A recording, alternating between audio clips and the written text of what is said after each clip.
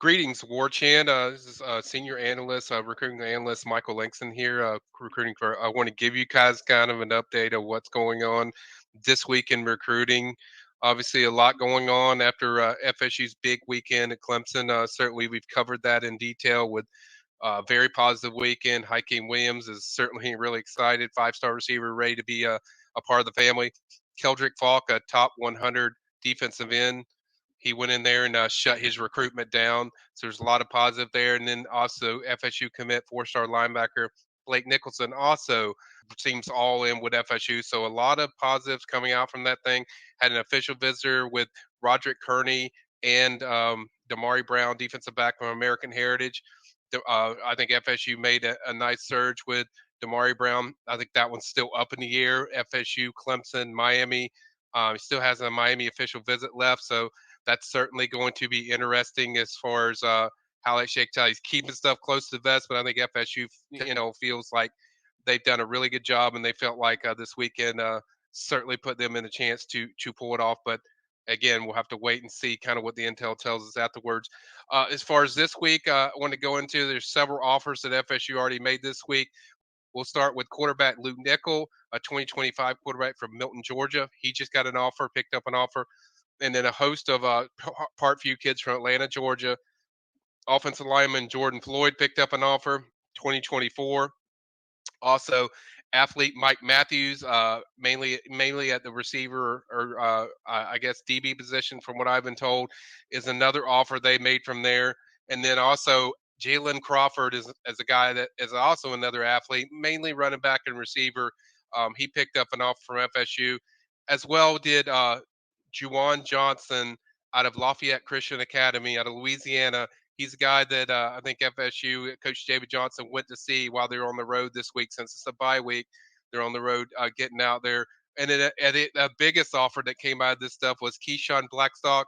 He's a 2023 offensive guard, number one guard in the country. I think Oregon seemed to be the major player that is leading the charge, but now that FSU's offered, I've heard that there's a solid possibility that you'll see him come in to see FSU later this fall for an official visit to check out the Noles. Certainly, that's a guy that they kept in contact with, but we were waiting until it got serious. Certainly, given an offer, tells you it's a little more serious. So that's a guy I think they're heavily involved with. I think he's a guy that they could play at center, guard. He could certainly play tackle if you need to, but mostly guard or center. So that's a guy that they've been tracking and keeping track of, and certainly he's already certainly caught their eyes. So I think it really just depends on the visit. Certainly, they knock it out the visit. That's going to be a big deal.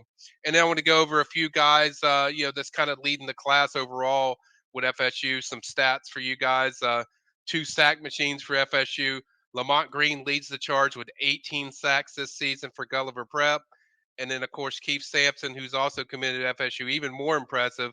He has 16 sacks. But the big news of the day, before I let you go, the guys I want to talk about, this is obviously a bye week, so FSU's on the road recruiting. We've covered all the amount of stops, but the biggest stop I think was when Mike Norvell made a visit to Edgewater High School in Orlando. We first reported that on Warchant, and then later that evening we'd heard that the official visit has been set up. Five-star running back Cedric Baxter to FSU. Cedric confirmed that he will be officially visiting FSU next weekend for the Georgia Tech game. So that's a big development because I think that was really my last hang up. He visited for the Clemson game. Certainly loved everything. It was a full update on Warchant about his visit, and also just the way he felt like the program was turning.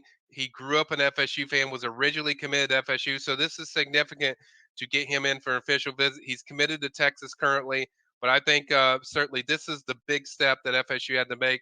Now we have to see where things go. Obviously, I think a lot of people talk about NIL with Cedric. I think it's important, but I don't think it's going to be a number that FSU NIL has to go crazy with. I think there's a suitable number. He's coveted, but I think the main thing is just winning him over to sell him to what the vision is and where they're going. But I think it's certainly a big development. They really don't need a second back in this class yet, with them already having Sam Singleton.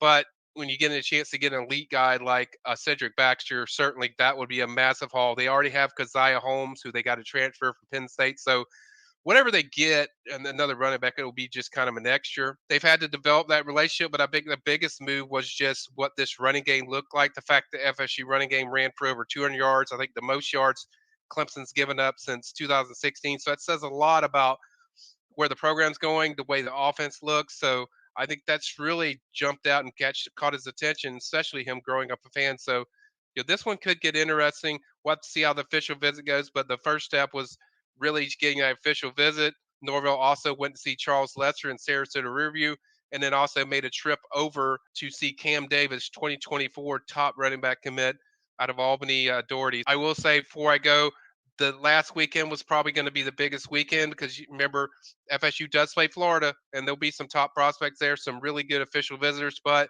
at the same time, that game's on a Friday, day after Thanksgiving, so going to be tougher for kids that are still in the playoffs to get there for a visit. So the number will probably be a little lower than what you saw from the Clemson game, where you had 109 prospects, but still should be their next big weekend. But for now, the focus is on that Georgia Tech weekend and seeing how if FSU could really make a strong move for Cedric Baxter. Once again, this is Michael Langston, Warchant TV, warchant.com.